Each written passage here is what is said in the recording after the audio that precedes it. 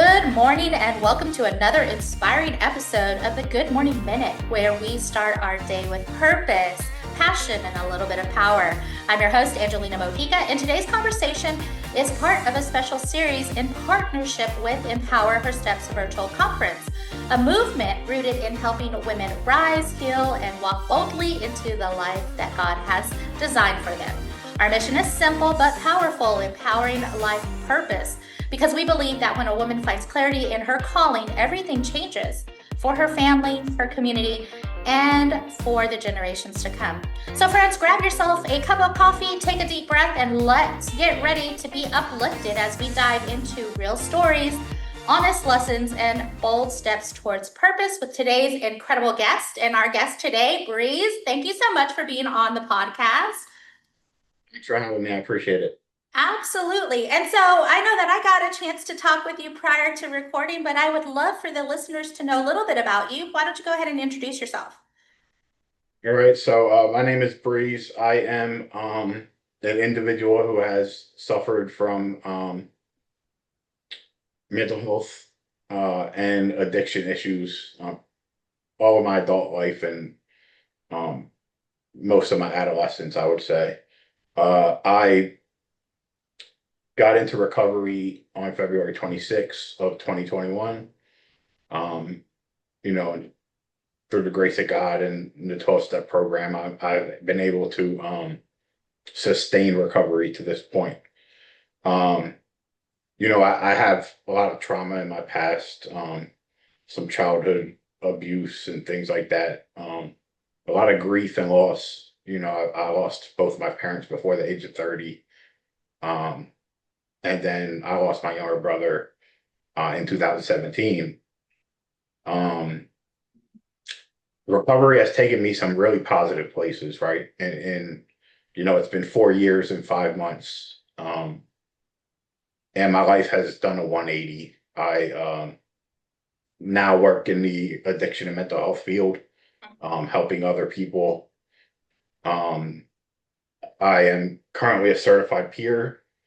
So I use my lived experience to help connect with people, get them to be open and honest about their situation, and to provide hope and encouragement. Um, and I'm currently working towards uh, my certified drug and alcohol counselor certification.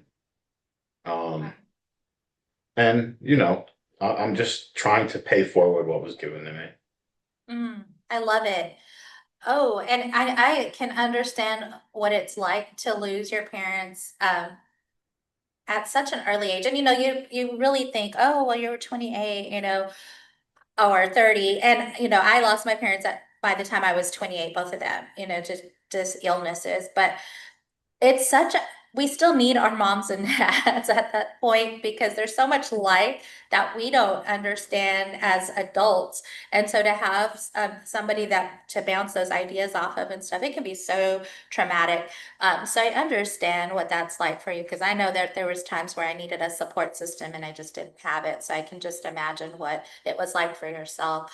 Um, for better or worse, our parents are our parents and we love them, unconditionally.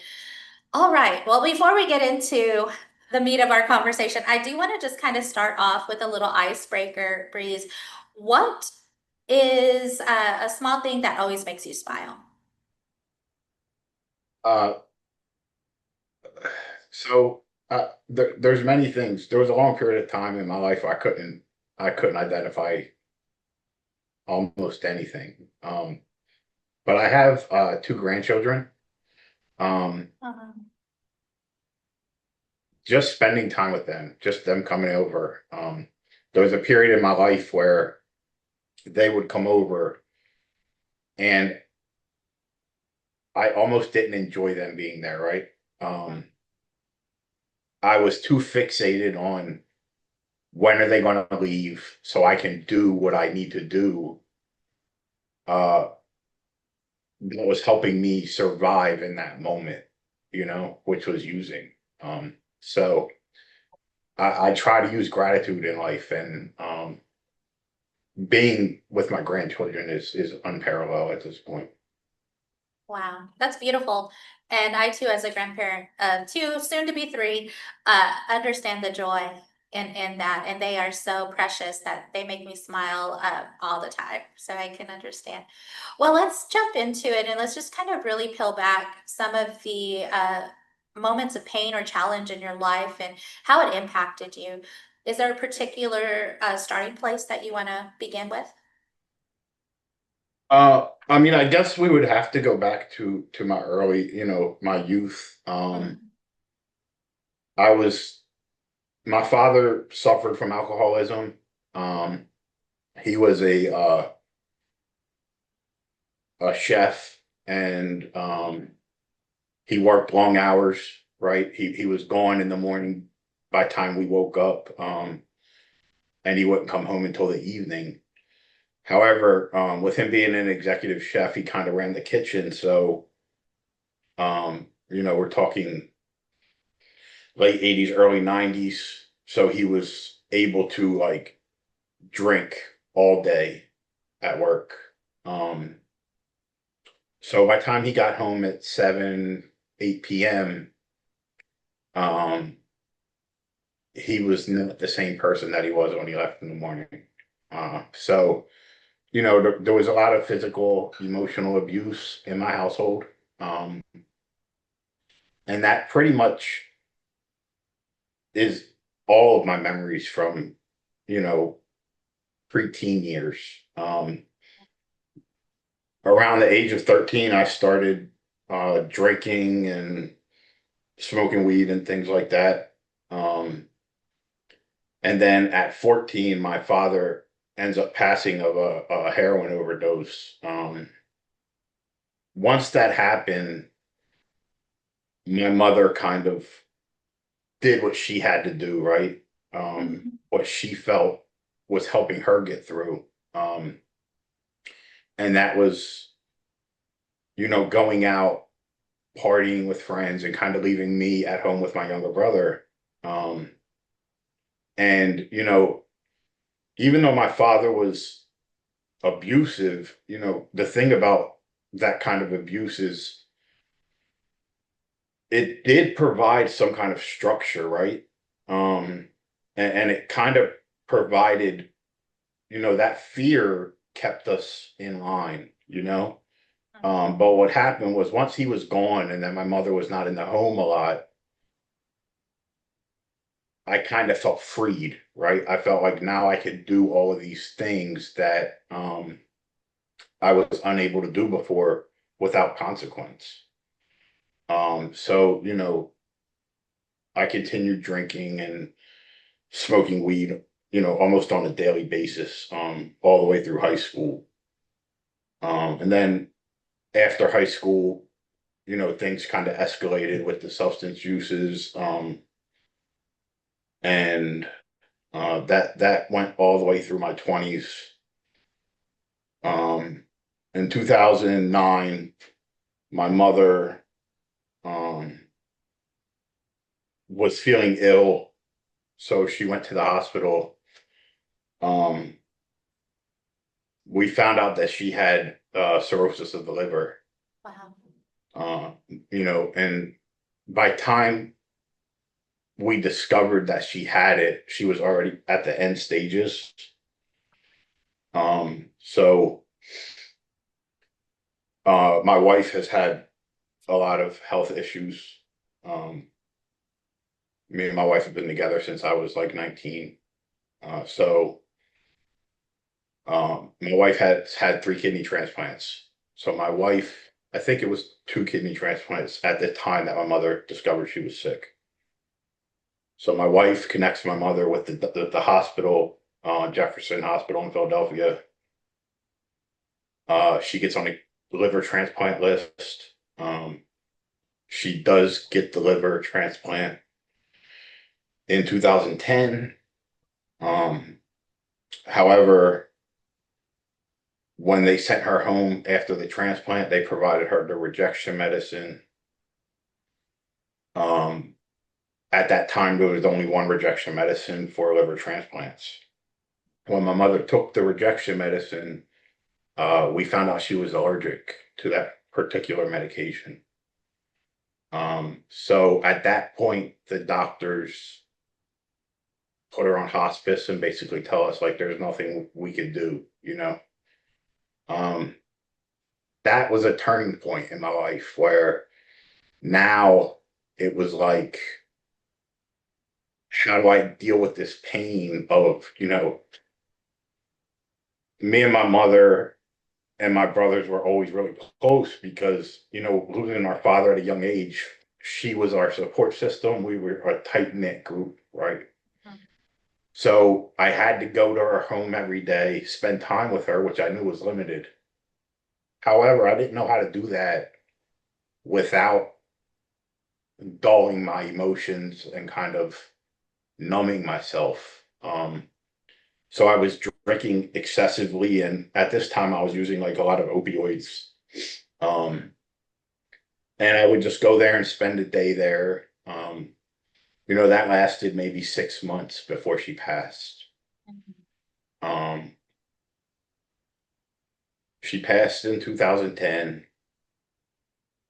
I was not doing well.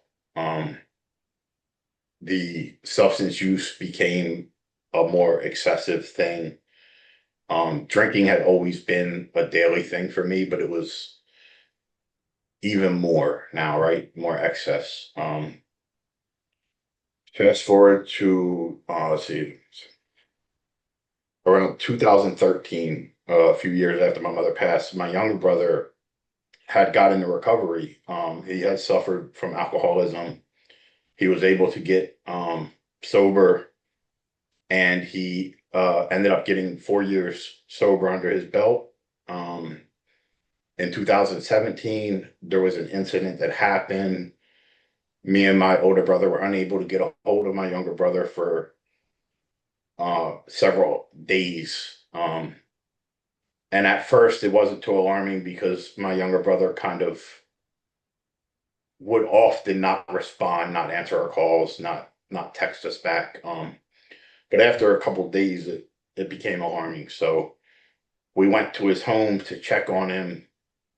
He wasn't answering the door, and my older brother climbs through the window and finds my younger brother in the house. He had relapsed and passed. So that was when things got really really dark, and I was pretty much dead set on self destruction. So and that went on until 2021 when I had gotten to a point where I realized death is not really something I want to do. Um, not at this stage in my life. So I became willing to go to any and all lengths to make a change. And that brings me where I am today. Wow. Well, I just want to say thank you so much for being so vulnerable and just really letting your walls down and sharing with us, your story. And in it, there's so many points of pain, and it just seems like one stacking on top of the other, on top of the other. So, Breeze, my question to you is like, what helped you heal and grow through this season? Because it's like one adversity after another. I mean, and your coping mechanism is to like gravitate to what's comfortable and what you know, and drinking, drugs, those things. What helped you in that pivoting moment to say, you know what, enough's enough, and I need to heal from this, I need to grow from this. This is something that over time I have grown very comfortable with saying. However, I have spent the majority of my life thinking I would never reach this point. So I just want to preface with that because you hear this said a lot. However, it's my honest truth. God, God put me in a place to be open. You know, I always say I was given the I was given the gift of desperation. You know, I was at such a dark and desperate place that I was willing to do all of these things that I had told myself I would not do. You know, rehab, the 12 steps, belief in a higher power. Like these are all walls that I had built up over the years that were not something that I was willing to accept or to participate in. That gift of desperation put me in a position to be open to those things. And then, you know, I can look in hindsight and identify several divine intervention moments, you know, God shots where things happen at the perfect time and the perfect place to get me where I am today. Um, I am not responsible. And I love that. And I think I had another person on the podcast before yours, and they talked about the but God moment. You know, it's like, oh, I'm going down this road, but God. And that's what I hear in your story. I hear that, but God stepped in, but God intervened, you know, through whatever divine appointments or divine interventions. He definitely stepped into your story. Wow, that's amazing. So here you are, Breeze, in a point of desperation, and you're open to hearing, you know, wisdom or, you know, next steps or direction. You're just so vulnerable at this point. And I call it my rock bottom, but it's a place where you are open to hearing and seeing something else, because you know that there's a change that needs to happen. So in that moment, when did you sense that there was purpose on the other side of your pain? You know, I talk about purpose a lot because it's something that I never had, right? I never had goals. I never had drive. I never had purpose. I just existed. And I mean that from as far back as I could remember. Wow. I remember being in school, you know, middle school, you know, getting ready, junior high, getting ready, going to high school. And all my friends were talking about like what high school they were going to. And they were thinking about college. And I didn't understand it. And that's not where I was at, you know, Mhm. I didn't even want to be in school. Um, And then, you know, after school, it was just like, okay, find a job in my area that pays me well enough for me to survive. But there was no purpose in life and there was no goals to like advance myself or for any growth. You know, I live my life much differently today. I want to grow every day, whether that's professionally or personally, uh, preferably both, right? Um, but once I got into recovery, one of the many things that the 12 steps provided me was a sense of purpose, right? Um, you know, part of the 12 steps is paying it forward, helping another addict, helping another alcoholic. And that benefits both of us, right? Um, so, you know, that early installed, you know, early in my recovery, instilled like that purpose of helping another. Um, And then once I switched fields, I was working in a warehouse for like 20 years, driving a forklift. And I decided I want to help people for a living because I recognize purpose, right? And once I began doing that for work and in my personal life, Mhm. I immediately saw value in that. And I felt um, I felt that gratification of like helping another, and at this point in my life, it's just been every part of my life, everything that I do, is has that purpose behind it. I've been doing podcast appearances lately, um, strictly because I want to spread the message of recovery. I want to share my story because I know there's power in that. And I still in the 12-step program, so I still do service work where I go Yeah. to detox centers, and I still go to meetings and help the newcomer. I still engaged in that community. Um, I started a recovery focused clothing line where um, I always struggle with saying this because I feel that people have a hard time believing this, but I promise you, the goal of the company is not to make profit, to make it my full-time job, to retire. It is a small one-man company where I do all the design work and printing myself, Mhm. with the sole purpose of creating images that can start conversation, open up that line of communication, uh, all with the purpose of raising awareness and lowering stigma, and getting people to understand the disease of addictions.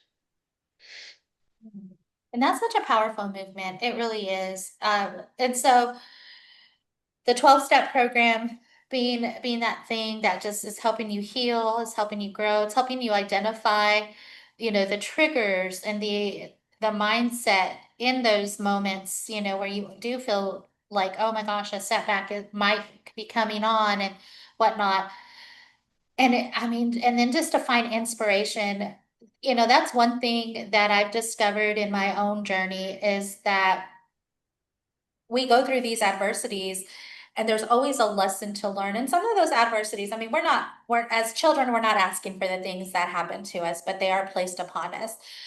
We can grow to understand that those things, but we don't have to be those things, because as we're experiencing, certain situations in our life as young children, we build a persona and an identity based on that experience. And so from that, it just kind of dictates to us, unconsciously and almost automatically, well, this is who you are. And so your decisions are affected by that, your actions, your behavior. But then you come to a point like a rock bottom, like, this overload of, one thing after another thing, where you're just like, you know what, I can't do this anymore. And I've got to change it for the better, but not only for the better, so that other people can benefit from your story. And if they hear, speaking to someone you needed when you were 13 years old, just that little bit of inspiration and hope could change someone to avoid a life of catastrophe, I think. And I think it's brave. I really do. And, that's why I'm excited to have you on the show and just talking to you for sure. So, Breeze, how has your story shaped how you are today? So my life is my outlook on life Mhm. is completely different. Um, I believe perception has a lot of power, which is something that I did not understand before, right? So, you know, many just my overall outlook on life, situations, interactions with people, are all positively impacted by a lot of principles that I picked up through the 12-step program. Um, you know, acceptance, gratitude, um, you know, turning my will over, the ability to ask for help, right? The not allowing my ego to control me or to be a barrier.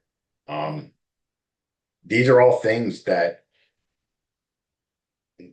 not only did I not have this understanding, but I just wasn't aware, you know? My my thing about recovery is I was not even aware that this was a thing, right? You know, you talked about being that person speaking to a 13-year-old, right? Mhm. When you are in an environment as a child, you believe the environment you are in, everyone else is in. You don't know that there are other ways to live. So addiction, alcoholism is huge in my family, where I knew of no one who stopped drinking, stopped using drugs. In fact, I knew of no one who even tried or it was a goal of theirs to stop drinking. So that mindset um is like that lack of awareness of things that exist outside of your experience. It really pushes me to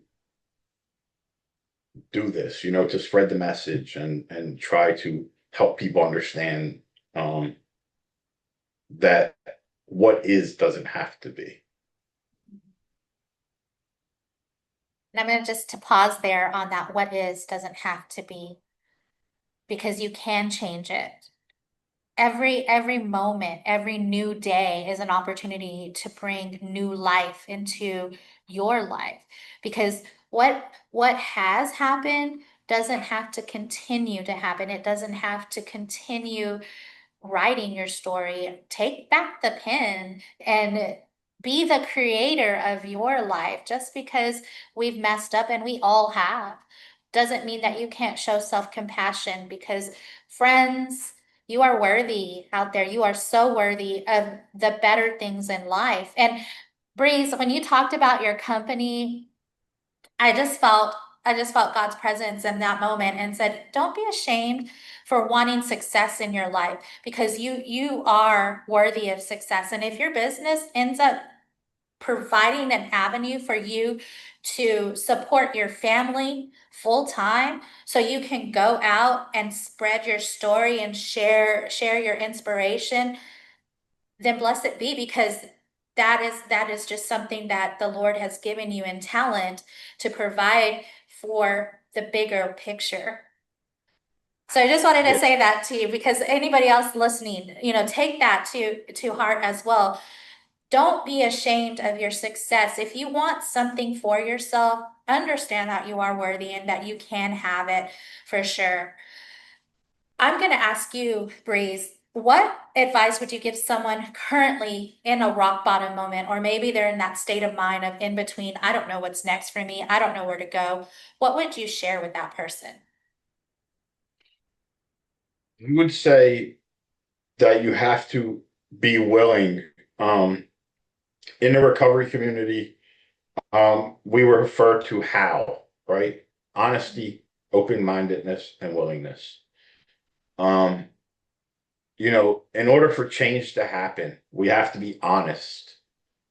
For me, it was very difficult for me to be honest with others because I wasn't honest with myself. Yeah. And if I'm not willing to admit that the circumstances of my life are largely in part to my actions, change is going to be very difficult.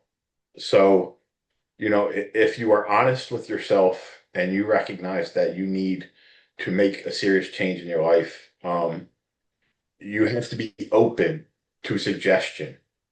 You can't have you can't have these walls built up of like things you just are not willing to give a try. that prevented me from receiving help for a very long time.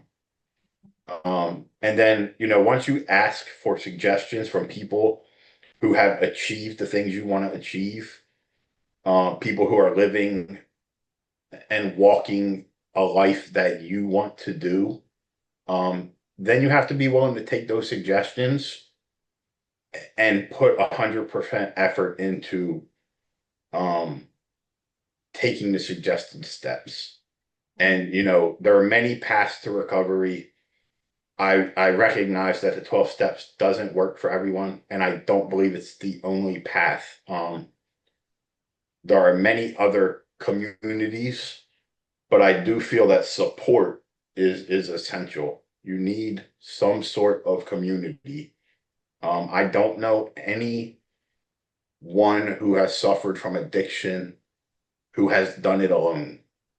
We need support. We need people to lean on. We need people to bounce our thoughts and ideas off of, because addiction is a disease of the mind.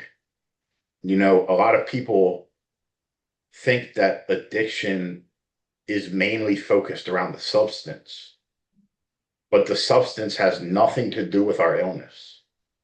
So, you need community, you need support, and you need to be open to suggestions. And then after that, it's just action, doing the next right thing, and doing what has been suggested to you. I love that you're sharing that, Breeze, because it's so true. And you're not the only one that's come on the show says community, community, community.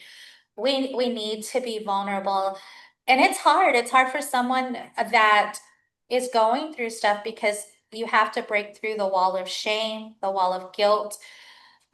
You have to believe that you're deserving of help. Like there's so many things that you have to break through, but it's okay because if you're looking to grow and you're looking to heal, you need people that have walked the path before you that can come alongside you and help you through it and pick you up when you fall because we fall down from time to time. I mean, you've heard other guests on the show, listeners, say that healing isn't a linear process. It's a spiral, it's a loop, it's constant, getting there, feeling great one day, but then you fall back the next. I mean, so you continue to get stronger through your resources and your community and people that can help lift you up, pray you up when you are in those moments for sure.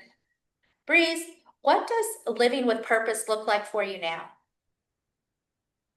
So, we talked a lot about that. I try to move in purpose. I try to early stages of like discovering my purpose, it was more intentional.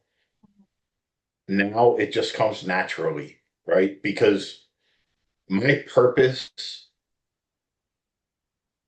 I get enjoyment out of it. I enjoy sharing my story because I recognize the power in it. I enjoy doing service work because again, I'm connecting with community, and I'm using my past to help people. Um, so purpose, acting on my purpose just kind of comes naturally to me at this point. It's just involved in the things that I do on a daily basis. Um, my 9 to 5 um is about helping people. I work in at the local prison, and I work in a recovery program in the prison. So, being able to help those people have a perspective shift, there's just power in that. So, it just comes so naturally to me. And I think that's what purpose is. It should be something that you are passionate about and something that you enjoy doing. I love that. And it's being intentional. So, using every waking minute, second, hour, however you want to define it, to really reaching out to someone in need and being a pillar for someone who is wobbling in their story or journey or just starting for sure. Well, as we start getting close to wrapping up our conversation, Breeze, I do want to ask you a question of legacy and impact. If today were your last day, what would you want to be remembered for? Hmm. I I want to be remembered largely in part by family, right? I want more important than anything else, I want to have a positive impact on my wife, my daughter, my grandchildren, the world as a whole is an added, bonus to that. But of course, I want to impact the world in such a manner that it was powerful enough to be remembered after I leave. Um, that that is um, obviously something that would be fantastic, but that has to come. That has to come more. I guess I just have to do what I'm doing, and if that comes, it comes. However, my family is um, more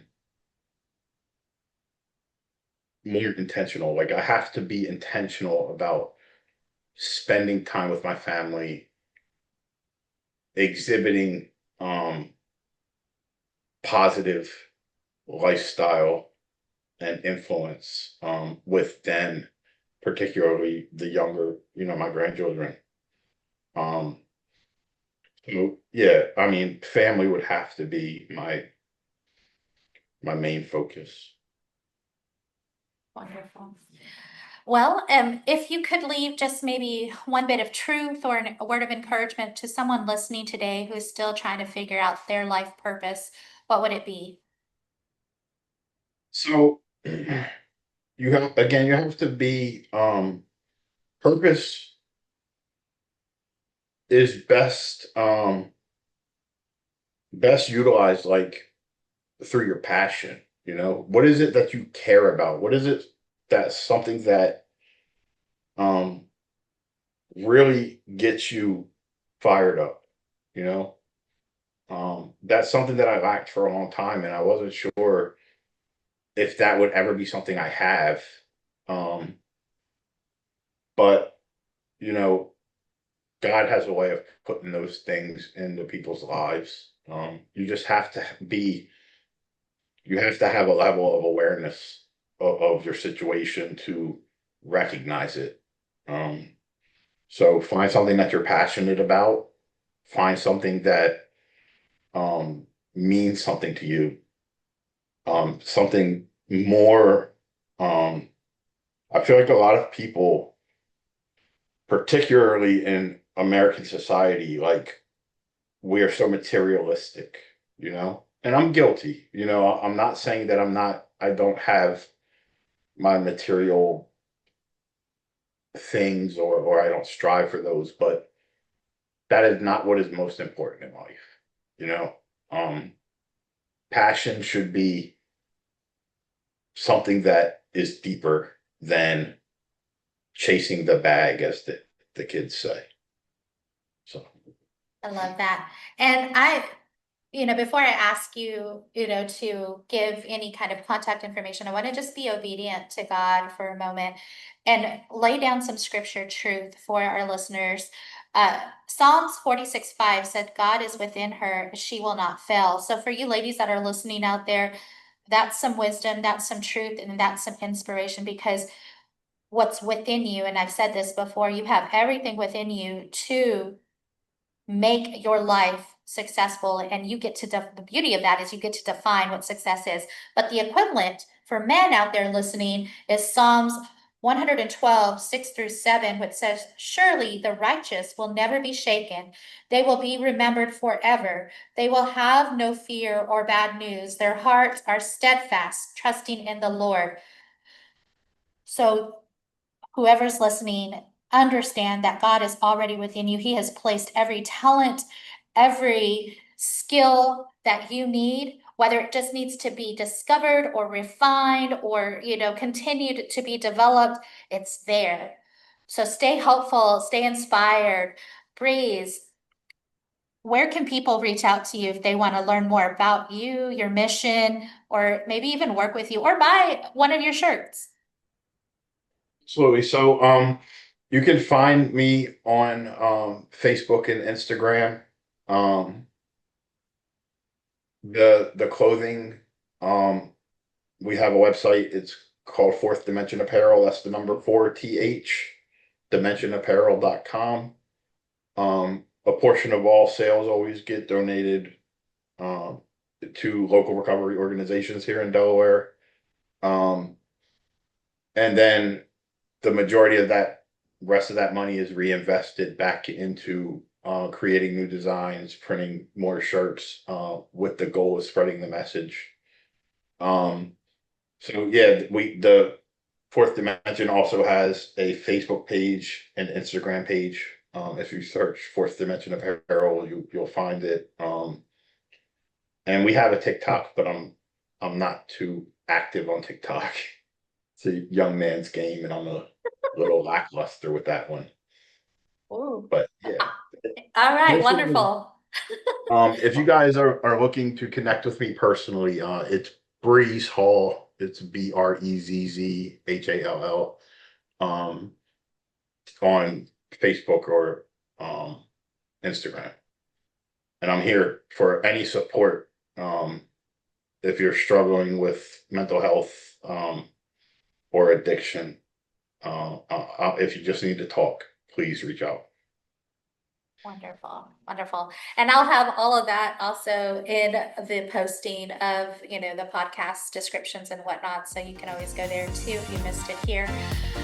Breeze, I just want to thank you for sharing your heart, your story, and your light with us today. It's conversations like this that remind us that purpose isn't about perfection. It's about showing up and growing through the things that we go through and trusting that every step matters. Here at the Good Morning Minute and through the Empower Her Steps movement, we believe every woman has a calling worth discovering and a voice worth using.